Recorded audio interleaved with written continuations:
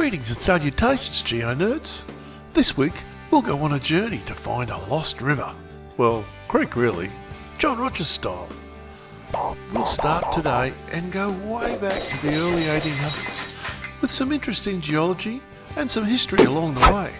So let's find the lost creek, that is, the Western Creek, together.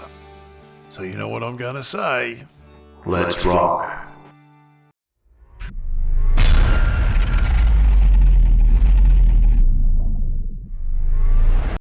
Hey Geo Nerds, just firstly I'd like to thank all the new subscribers to the channel. Subscribing really helps in the wild and weird world of YouTube. And if you want to get a ding every time I push out a new video, and I do quite a few of them, smash that little bell. So let's get on with the video.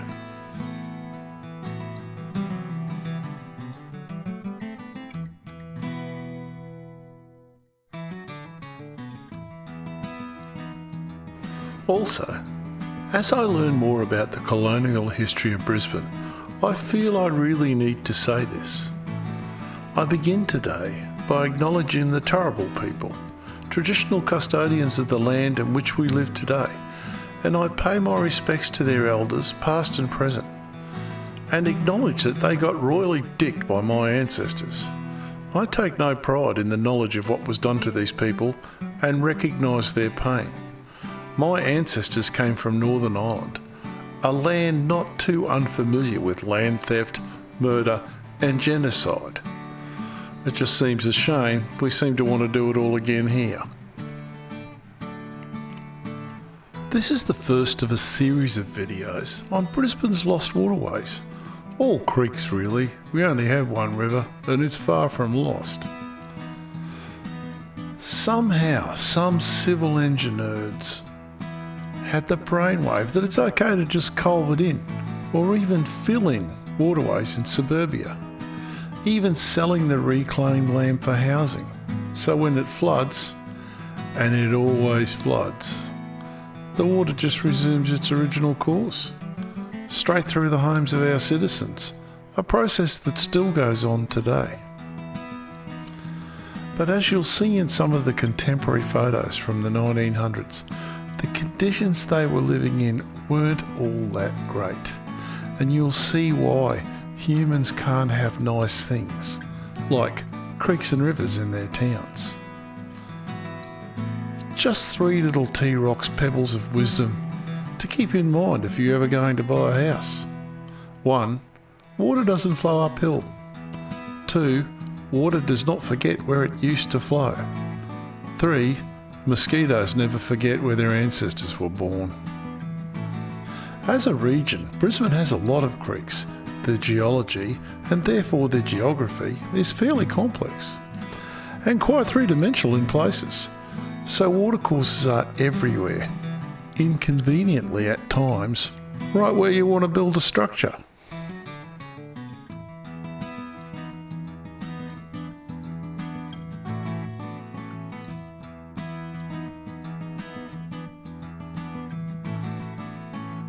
Western Creek, or Dunmore Creek, or Cribbs Creek, or Milton Creek, which is the one I knew it as.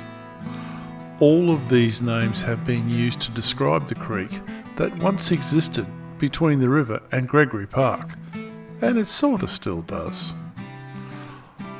Of all of these names, Western Creek appears to be the most commonly used, and it's the one on the 1898 map.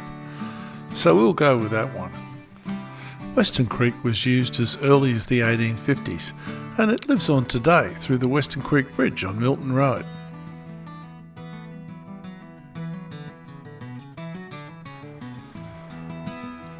As much as I hate to say it, let's start at the very beginning, because, as that nun keeps telling me, a very good place to start. This area was Turrbal land. The Turrbal Aboriginal people lived in and around Brisbane and Moreton Bay for at least 22,000 years. The population was somewhere between 5,000 and 12,000, of which perhaps between 700 to 1,000 regularly resided in what we now call Brisbane. Way back in 1799, Matthew Flinders arrived in Moreton Bay, but he just did a quick lap of the bay and didn't really travel up the river. In 1823, Pamphlet and Co., the castaway convicts, travelled this area extensively and almost certainly would have seen this creek. So they were probably the first non-Aboriginal people to see Western Creek. In September of 1824, John Oxley called what we now know as the Milton Reach of the river the Crescent Reach in his journals and the Long Reach on his maps. So, Big John didn't always have a great day. On the 27th of September, the last night of their trip back to the bay, Oxley's party camped on the banks of what we now call, or did call, Langsville Creek, till they filled that one in too. They failed to find reasonable water there, but tried their luck again the next morning a little further up at Western Creek. Even though the country was parched from drought, Oxley found excellent water there in abundance of excellent quality in his journals. Oxley reported being kept awake by the tumultuous noise of Aboriginals a mile above his camp. This was probably the location of the Green Hills native camp. That might explain the noise. No one ever said Aboriginal people didn't know how to have a good time around a campfire. Sadly, however, when Tom Petrie, another awesome Queenslander, was giving evidence before a parliamentary committee in 1881, he said there were only 5 of the Brisbane Indigenous tribes left alive. The first landowners near the creek included Robert Cribb, Cribb Street. He was a merchant and a businessman. Robert Cribb also bought land near Toowong Creek in 1852, where he established Lang Farm. His estate, Dunmore, bordered the creek, so from time to time it was also called Dunmore Creek, and sometimes it was called Cribb Creek. The creek is now culverted and travels across Milton Road through Few Park, and it's all underground. In the playing fields of the Milton School, there's a few drain covers, but it's nothing to be seen. By the way, the Milton School grounds was also known as Red Jacket Swamp. The swamp received its name from a small flower-like weed that flourished in its muddy waters. During certain months of the year, the leaves, no larger than a 5-cent piece, would turn a hue of brick red, hence Red Jacket Swamp. The creek then goes under Rosalie, pretty much under the cinema there. It's underground again right up until it gets to the Governor's back fence, where it emerges for about 100 metres or so. It's then underground again through Norman Buchanan Park. There's a couple of spots there where you can see the creek in the park, but it's all stormwater drains from then on. I've done a catchment map for you for Western Creek, and although it doesn't look like much, this is all bunya phyllite, and it does not absorb water at all. Couple this with all the road paving we've covered the area in recent times, and a decent storm, and we get decent storms here, will send a wave of water down this catchment to the river. Okay, time for a field trip now.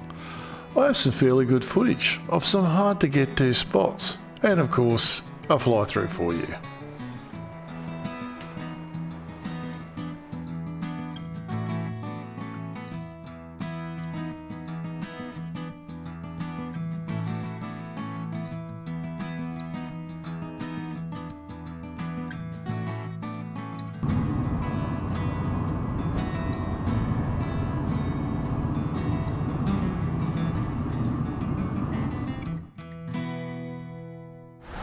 So folks, here we are at the entrance to Western Creek.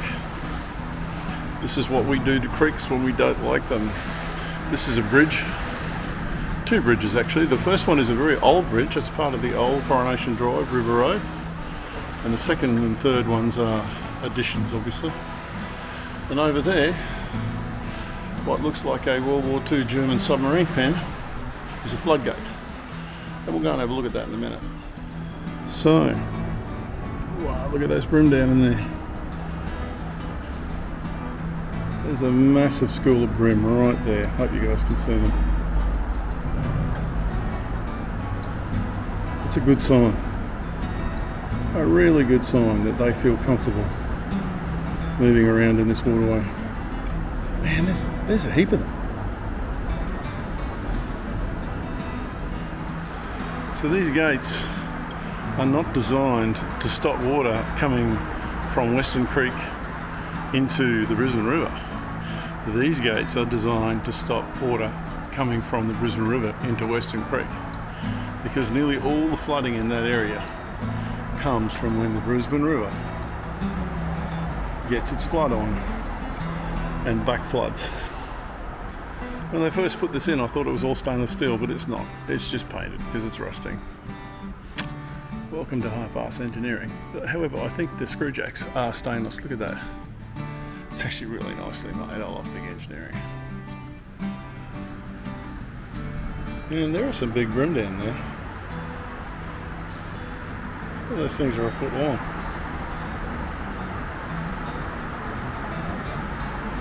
I wish I'd have brought some bread with me. I will next time. That little sensor there measures the height to the water. That's clever. Well done, guys. When you do it right, you got to get it okay.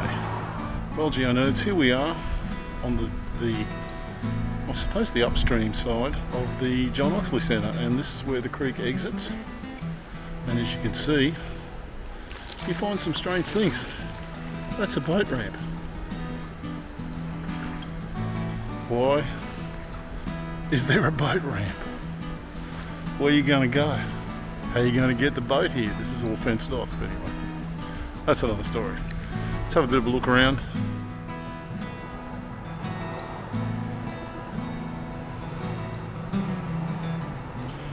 Interestingly, I didn't talk about the tributaries of Western Creek.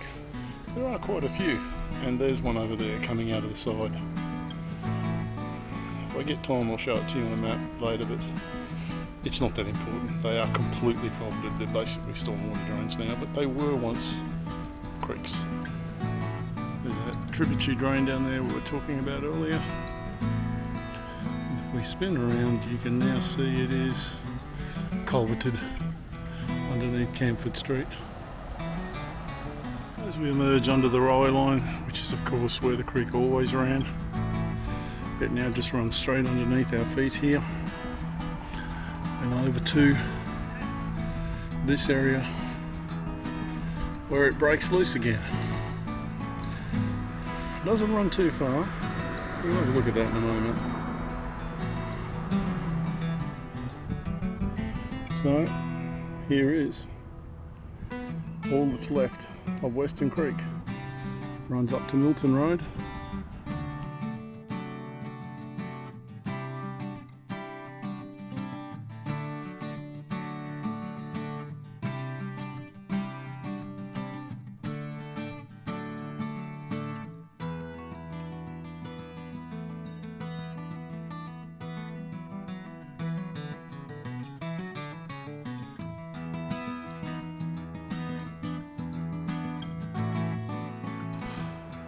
Hi Geo nerds, here we are in the city, just so you know where we start. There's Mount Cootha over in the background there, the old rail bridge, and you've got the new go-between bridge. Just whiz up, we don't have to go far. There's the old John Oxley restaurant there, it's a big mess now. This is old imagery, I'd say it's 5 or 6 years old or more. There's the creek running through there. Here we can see the remains of the old Milton Tennis Centre and the Milton Bowls. There's Frew Park, or Red Jacket Swamp, coming around through Rosalie. It nips around, it goes just under this shop here in these backyards, under the old main roads building, right up. It pops out at the back of the Governor's place, goes above ground for a while. There's a nice little creek, then it tucks underneath that park.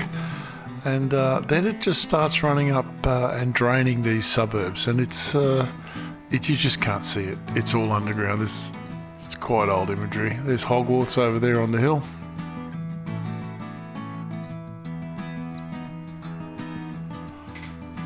Hey Geo Nerds, that's your lot again this time. I enjoyed that. It was a bit hot out, mate. It was 33 degrees C, but I'm used to it. It was lovely. Had a great look around, saw some beautiful stuff, and I'm definitely going to take some bread with me next time. I want to feed those fish. They look fantastic. Anyway, next time we're going to do another lost creek. It's called the Langsville Creek, and this one's completely gone. So it'll be fun. It really will. I look forward to it, and I do appreciate you when you subscribe and you hit that like button. It does make a difference. So of course I needed somewhere to sit while I was working on all my rock samples. My wife suggested I get a rocking chair.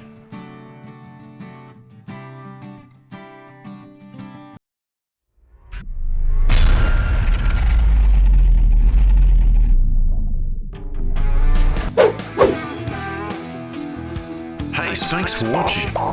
If you like this stuff, and hey, you made it this far, please help us to poke the algorithm and smash that like button like it's Space 1999. And if you want to see more, subscribe and share this with, say, 1,000 of your closest friends.